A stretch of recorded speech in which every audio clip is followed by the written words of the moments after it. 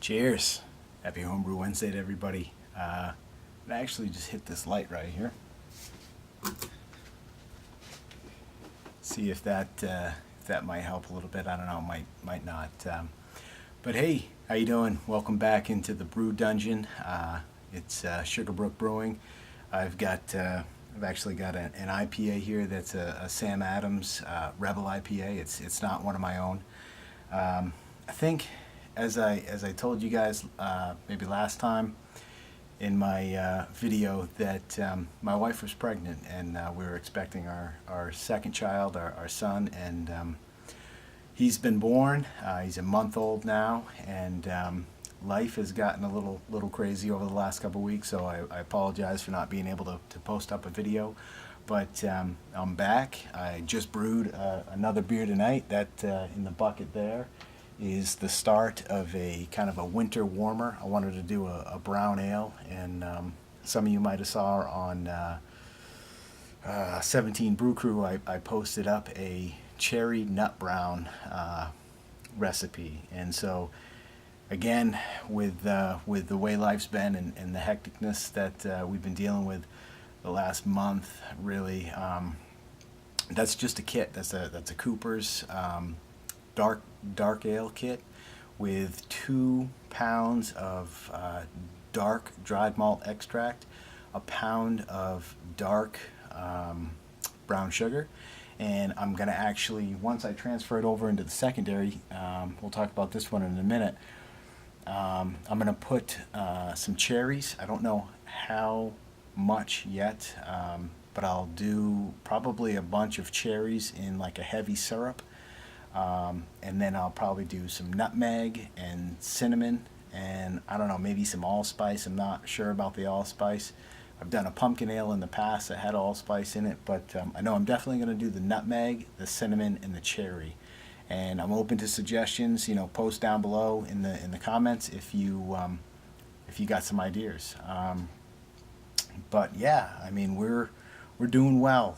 My son is great. It's an amazing experience. My daughter loves him, and we're all doing well. So I thank you for the well wishes. I know a couple of you guys on 17 Brew Crew had wished me well.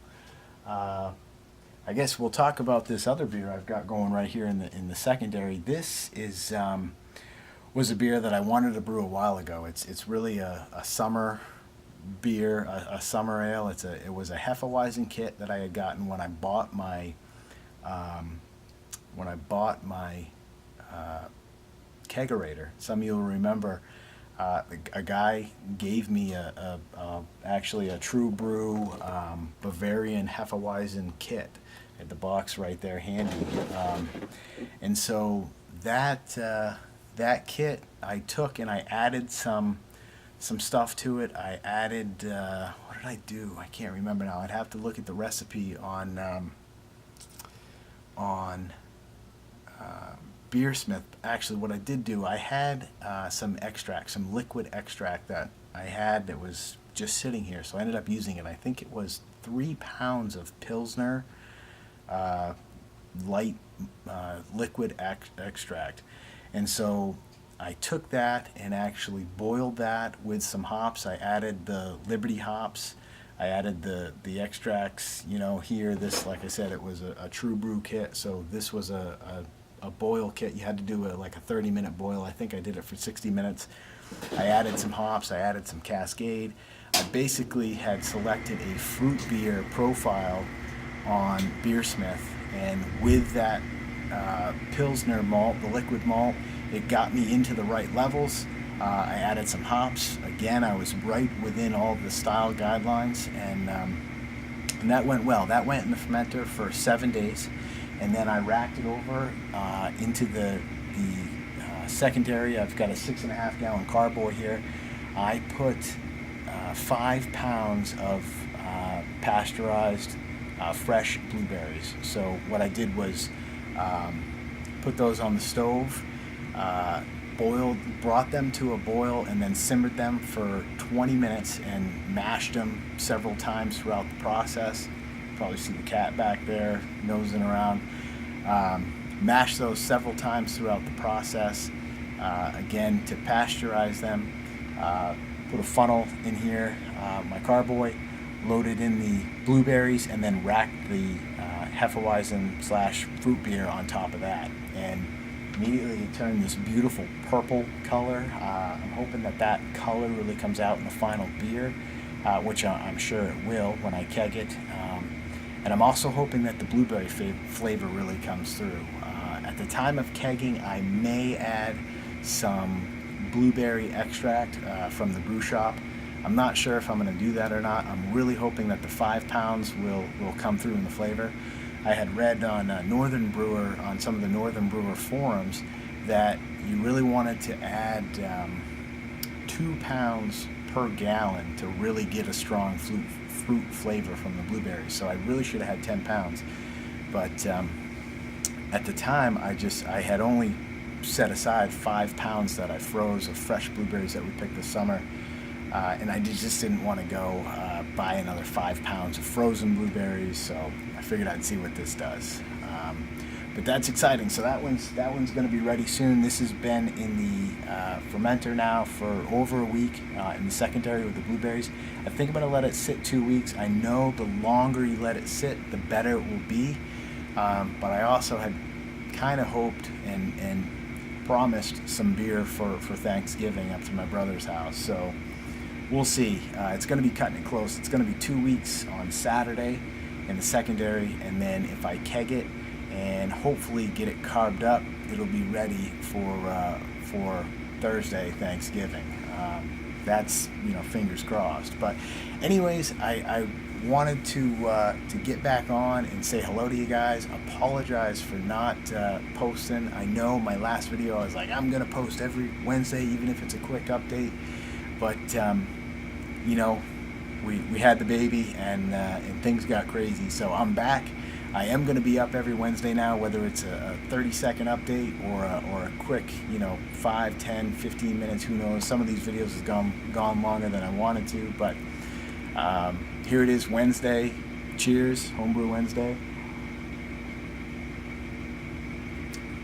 And I brewed tonight. Well, I say brewed, but it was a quick kit beer, a canned kit beer, and I know, sometimes that's not really considered brewing, but, I added some stuff. I did some things. I've got some stuff going on in the secondary.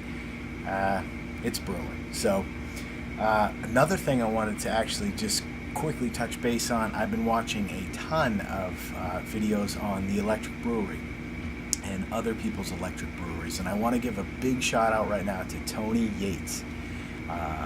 Him and Maine Brew Guy, and there's others out there, but those two guys, I've been watching Tony Yates primarily. His videos are amazing. He did a series a few years ago on putting together his electric brewery, and he's really kind of inspired me, and I've started to kind of compile some pieces and parts. It's going to be a slow process, but I'm going to document it here on YouTube, just like Tony did, and just kind of bring you guys along with me through that process. I've really kind of wanted to take this year to kind of, as I've said before in other videos, kind of rededicate myself to brewing and really dig down to the bare bone extract kits. And I've been doing that all summer, and here we are now closing in on the winter time, and I'm going to continue doing those kits through the winter. But I'm inspired. I want to put together an all-electric brewery. I'm going to build the control panel right from ground up, and again, I'll document that on here for you guys. And I'm going to get the three kettles. I'm looking to do the 20-gallon kettles just in case I want to do 10-gallon batches in the future. It may not happen. I may just continue to do 5-gallon batches, but man, if you haven't seen Tony Yates' videos, you got to check him out. The guy is awesome. He's been doing some phenomenal stuff with beers and a lot of his recipes now. And what I like is now that he's got his setup going, it seems like the last year or two or whatever, he's just been churning out beers and really getting into some great recipes.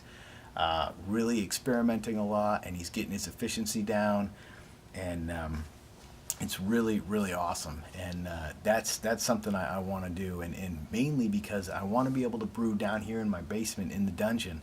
I have a propane burner, and I can brew outside. I have a mash tun. I can do the all grain process. But when you see these setups and you see this system and the way it's set up and the way it works, and the breeze of brewing and just the steps through the kettles, uh, it's awesome. It's really something to take a look at. And it's probably not for everybody. And again, it's an expensive endeavor, so it's going to take me some time. And I've showed some of the videos to my wife. She's excited. But I told her, look, it's going to be a ways off because it's an expensive endeavor. So it's kind of just building up the resources and gathering the parts and pieces over time, and just working up to it. And so that's my motivation. And in the process, in the meantime, I'm going to be brewing. I'm going to be doing extract kits. What I want to do is actually get a Blickman 20-gallon kettle sooner than later. And I say that it's an expensive kettle, but I want to get that piece first and get the electric element for that and get the boil kettle situated, because what I can do is brew extract kits. I can even start to steep some grains and do some partial mashes and different things, and I could even use my mash tun and do some all grains and use that boil kettle while I'm building the control panel and building the other pieces and getting the pumps and getting the other kettles and everything. I can have my boil kettle set up and as the first piece of this puzzle,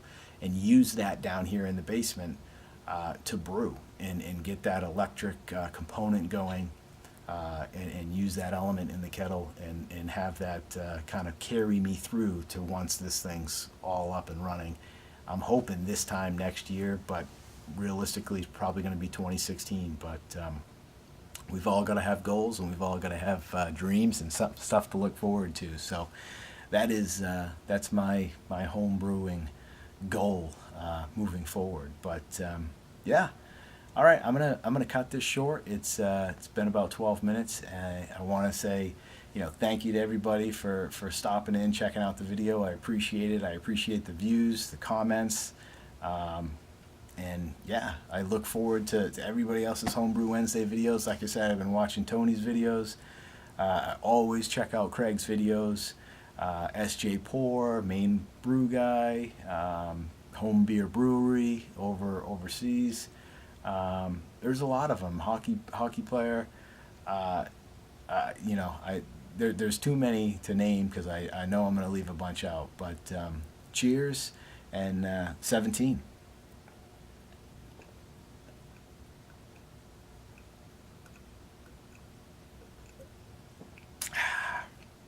Happy Homebrew Wednesday.